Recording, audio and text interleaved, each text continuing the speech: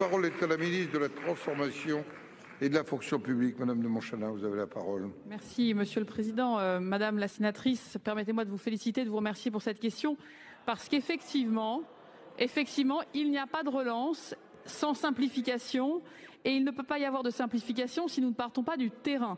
Nous ne ferons pas la relance depuis Paris, nous ne la ferons pas à terme de milliards, nous la ferons au plus près des besoins des Français, là où ils vivent, et c'est pourquoi le Premier ministre a souhaité que dans chaque département, il y ait un chef de projet de la relance, un sous-préfet à la relance. Pourquoi un sous-préfet? Parce que vous le savez très bien, mesdames et messieurs les sénateurs, ces sous-préfets réunissent chaque jour les élus, les chefs d'entreprise, tous les acteurs. Bref, ils prennent des décisions au bon niveau et ils nous aident à avancer.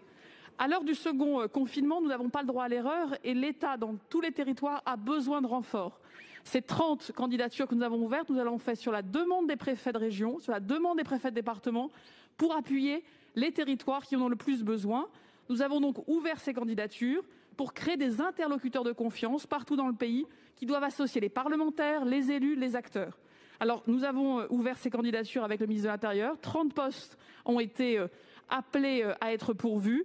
Ils viennent donc s'ajouter dans les autres départements aux sous-préfets existants qui deviendront ces sous-préfets à la relance.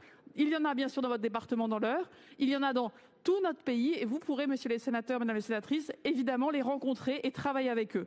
Nous avons reçu 200 candidatures de très bon niveau, de hauts fonctionnaires de l'État, mais aussi territoriaux, et c'est nouveau, de salariés du secteur privé. Ils seront déployés et opérationnels en janvier. Aucun territoire, et j'en prends l'engagement devant vous, ne sera bien sûr oublié.